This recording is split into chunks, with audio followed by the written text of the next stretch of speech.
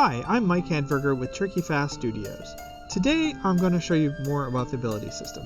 This time I'm going to show you how to build a projectile ability. By the end of this video you should be able to create a projectile ability that sends projectiles out to the targets and then explodes on them, causing damage. Now, to start, I've got this level that I've built with some assets that I bought off the asset store. You can check the video description to know exactly what assets I'm using. If you haven't already watched the other videos on the ability system, you might want to do that now because the projectile is a little bit more complicated than the other ones. First thing we're going to do is actually create the ability on the player. You can obviously create it as a prefab as well, but just to make things easier, we're going to do it right on the player. So cat RPG abilities, and then ability. Once again, it's created three different things: the warm-up, release, and cooldown stages. We're going to rename this to projectile.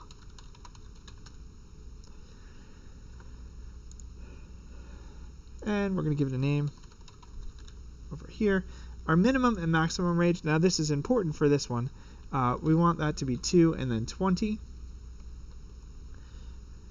And now for this one, we're going to have a warm-up animation, but it's going to be sort of attack-ish. Again, we're using an animator that's fairly complicated. If you take a look at it over here, there's a lot of different parameters,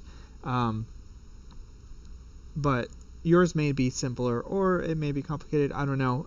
It's going to depend on the character and animation set that you're using. Now, in our warm-up stage, we do want to set the duration to be 2 so that it takes a couple seconds to warm this up. This is going to be a pretty big effect. The next thing we want to do is set an integer animation parameter.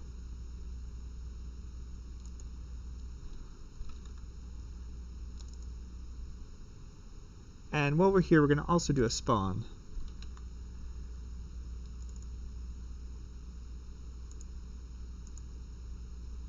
Okay, integer animation parameter, we're going to do that on the player's body.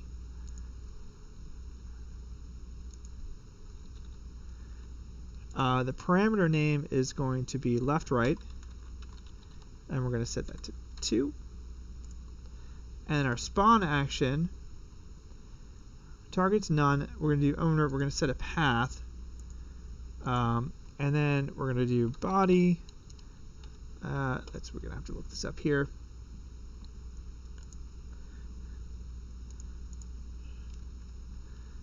Root, pelvis, spine 1, spine 2, spine 3, clavicle R, upper arm. We're just going to add this to the hand bone eventually. Lower arm, and then hand R. Okay, that was a lot of work to get there, but we got there. And then we're going to do an effect here.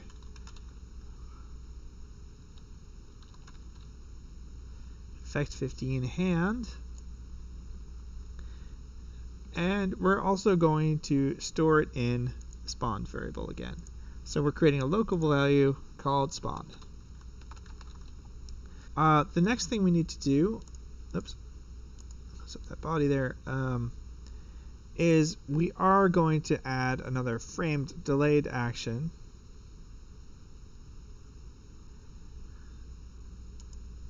That's just something that this particular animator requires.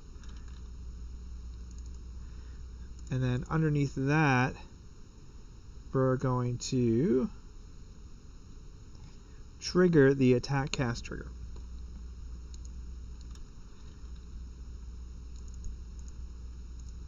We're going to again set this to path and body to play on the thing with the animator. And then we're also going to play an audio clip.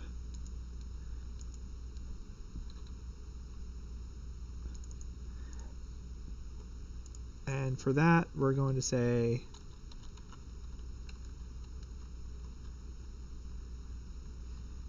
Let's see.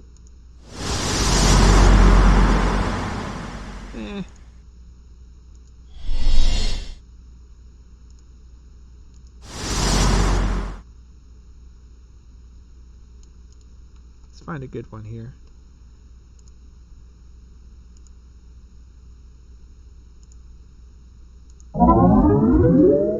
No.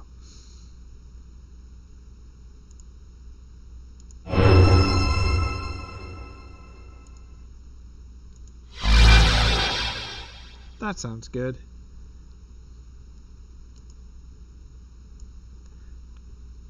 Let's play that one. Assign it to the FX mixer. Set the spatial blend all the way up.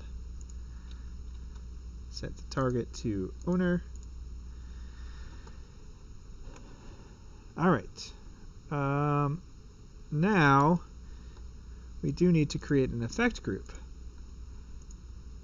So we're going to create one there. And for this effect group, we're going to set the target collection method to progressive because we're going to have two conditions. Let's add those now. We're going to have a proximity condition and a raycast. Actually, we're going to have three conditions. And then we're going to have an isEnemy condition. Okay, now it added conditional actions for all these, but we don't want any of that. So we're just going to get rid of all that. It's very important that you get these in the right order, right? So the first thing we want to run is the proximity condition. We're going to set the radius to 20. Target is the owner. Collide target is none. Raycast condition, collide target is targeted. Destination is targeted. So basically it's going to find everybody in this radius, and then it's going to do a raycast to them to make sure that you have line of sight. And then finally, we're going to set enemy to targeted here. It's going to be checking their faction. And we can just set evaluation requirement to any. All right, so that's gonna, so anything that you can also have line of sight of, it's gonna make sure it's an enemy before it actually collects it as a target. Now we need to do a trigger animation parameter again. So let's just copy that from over there. This one is going to be cast end trigger. That's fine. And then we're gonna have a delayed action here.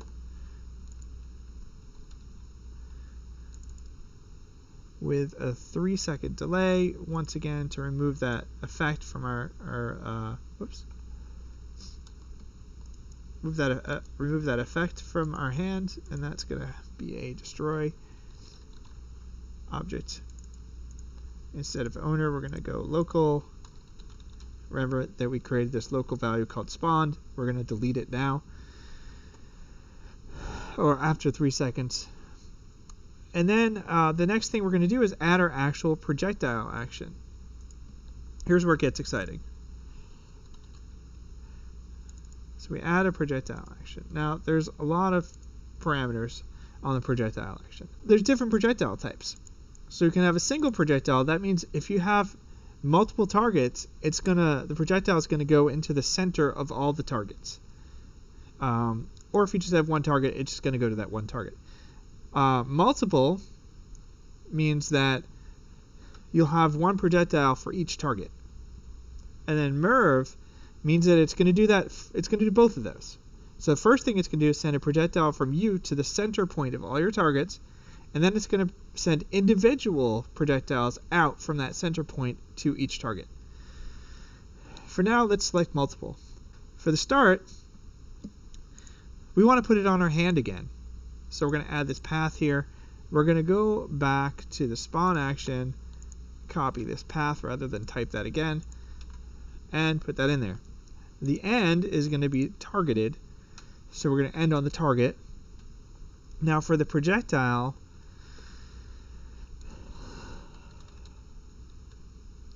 we want effect 15 hand again. duration or speed, we want to set to 1 and have that be duration. And then we could add some sound effects here, but I think we're good on that front. So now we can add some actions underneath the projectile action. Now, I want to mention that I have made some changes to projectile action to support some of these things. So although this will work for you, there weren't any breaking bugs. The visuals may be a little different if you don't have the latest version of Cat or the next version of Cat that will be released after this video is out. So underneath this projectile, we want to add our damage action. I mean, obviously. And then we want to spawn an explosion, so we're going to do a spawn action. And then we also want to add a delayed action. Now all these things underneath that projectile, these are going to happen on each projectile since we've chosen multiple projectiles. And each time it's going to set the target to whatever that projectile is hitting. So for our damage action, this is correct. We're going to set the range type to ranged. Let's set this to fire damage. And set a decent amount, 30 to 40 damage. And then don't want to be able to miss, block, or dodge. It's kind of magical, so it basically always hits you. And then for our spawn action, we want to spawn on the target. And then for the prefab, we want effect 15 collision, which is kind of an explosion. And then we want to store that in something. So we'll create another local one, call that impact. And now let's give that 2 seconds, and then we're going to destroy it. So once again, instead of owner, we're going to change that. Oops, that's not what I wanted. We're going to change that to local, and we're going to call that impact, and then we're going to destroy it. So one mistake we made, I think we might have moved instead of copied this integer animation parameter. So we're going to make a copy of that, put it under here. This one was supposed to be action 1. And so now you're going to have to find a way to trigger this because we want to actually be able to cast the spell. We're going to do that again via a triggered action that I've already set up. That's right here. So we have a keyboard trigger this time, and it's going to trigger on the E key. And then we have a cast ability action with the caster and target set to owner, and then the ability set to owner, but also to the path projectile to reference our ability.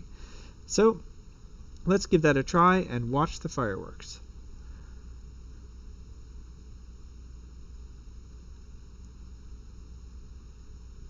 Let's go down here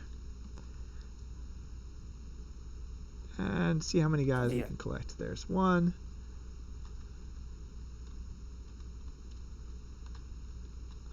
That guy doesn't want to go anywhere. There he goes. I think he saw me. Maybe not.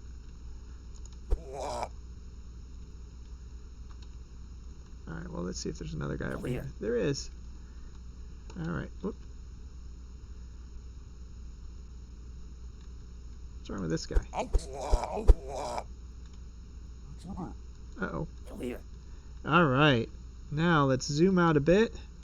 And there's the effect on my hand. Projectile, and then the explosion.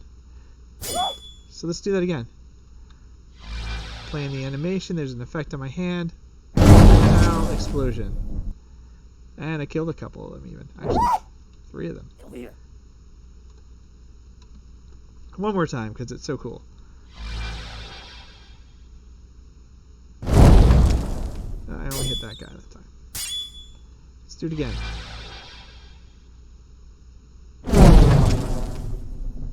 And I killed both of them. Well, I think that about wraps it up for the projectile spell. In this video, you should have learned how to create a new projectile spell where you have a warm-up with a visual effect on your hand, and then a projectile that shoots out to each target of the spell, and then an explosion that plays on each target, and then of course it does damage. And also you should have learned how to attach that to be cast when you hit a key on the keyboard. I hope you found this video informative and useful. Let us know in the comments if there are other videos or tutorials you'd like to see. Be sure to subscribe and follow us on social media for the latest videos and other news. For more information on CAT or CAT RPG Builder and how they can help you build and prototype RPGs faster, please visit catgamebuilder.com. I'm Mike Handberger with Tricky Fast Studios. Thanks for watching.